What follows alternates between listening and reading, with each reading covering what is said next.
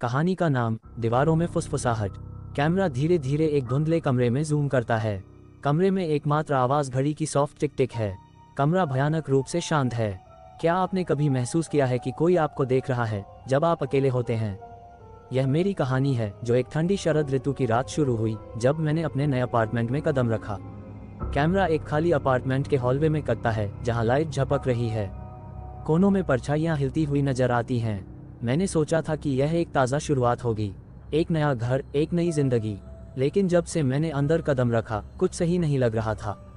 हवा भारी थी, जैसे दीवारें कुछ दबाए हुए हों। कैमरा बिस्तर के कमरे के दरवाजे पर कटता है जो अपने आप चरचराता हुआ खुलता है। मैंने सोचा था कि यह बस पुरानी इमारत का शोर होगा, शायद हवा। लेकिन फिर मैंने इसे सुनना शुरू किया। धीरे धीरे हल्की फुसफुसाहट। पहले तो इतनी हल्की थी कि मुझे लगा ये फिर से हवा की आवाज़ है, लेकिन फिर ये साफ होने लगी। ये शब्द थे, कथक के डर से चौड़े आंखों का क्लोजअप। जैसे दीवारों में कोई था, मुझसे बात कर रहा था। मैं समझ नहीं पा रहा था कि वो क्या कह रहा था, लेकिन मुझे इसका एहसास हो रहा था। वो मुझे देख रहे थे। उन्हें पता था कि मैं यहाँ हूँ। कैमरा अपार्टमेंट के अंधेरे कोनों की शॉट्स दिखाता है। कैमरा दीवार में एक छोटे से दरार पर फोकस करता है जिसमें एक हल्की परछाई चलती हुई दिखाई देती है। मैंने इसे शुरू में नज़रअंदाज किया, अपने आप से कहा कि यह बस तनाव है।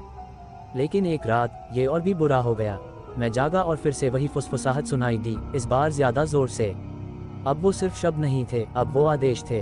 कैमरा एक कागज के टुकड़े पर जूम करता है जिस पर कुछ अजीब असमान हैंडराइटिंग में लिखा हुआ है, निकालो। मैं अकेला नहीं था, कुछ था जो मुझे यहाँ से बाहर भेजना चाहता था। अब फुसफुसाहटें दूर नहीं थीं, वे अब मेरे कमरे में थीं। लाइट्स झपकने लगती हैं। कैमरा कट करता है जिसमें कथक अंधेरे कमरे में घबराते हुए इधर उधर टहलते हुए दिखता है। उसका चेहरा डर से पीला पड़ चुका है। मैंने जाने की कोशिश की, लेकिन हर बार जब मैं दरवाजे तक पहुंचता वह नहीं खुलता। जैसे अपार्टमेंट मुझे जाने नहीं देना चाहता था। दीवारें जैसे मुझे वापस धकेल रही थीं। अचानक एक तेज आवाज दीवार के अंदर से, एक जोरदार चीख। कथक पीछे कूदता है, आंखों में डर स्पष्ट है। मुझे पता था कि मुझे यहाँ से निकलना होगा, लेकिन जब मैंने मदद के लिए फ़ोन करने की कोशिश की, मेरा फ़ोन बंद हो गया। दीवारें जैसे जिंदा थीं। कैमरा एक शॉट में दिखाता है जिसमें कथक फर्श पर बैठा है, अपने कानों को ढकता हुआ, जबकि फुसफुसाहटें तेज और घबराई हुई हो जाती हैं। उन्होंने मुझे बताया कि मैं कभी बाहर नहीं जा सकूंगा, कि मैं अब उनका हिस्सा हूँ।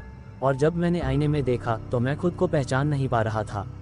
कथक आईने में देखता है, उसका प्रतिबिंब उसके मूवमेंट से मेल नहीं खाता। वह आईने में मुस्कुरा रहा है, लेकिन कथक मुस्कुरा नहीं रहा।